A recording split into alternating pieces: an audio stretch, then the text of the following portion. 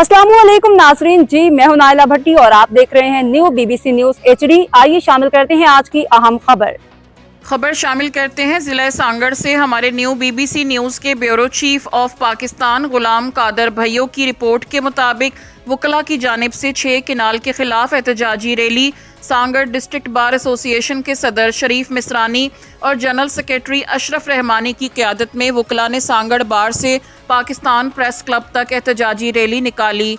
Rally में बड़ी तादाद में वकला ने शिरकत की और दरियाए सिंध से निकलने वाले 6 किनाल के खिलाफ शदीद नारेबाजी की। इस एहतजाज में एडवोकेट वकार जट जफर मरी समेत मुत्तहिद वकला मौजूद थे।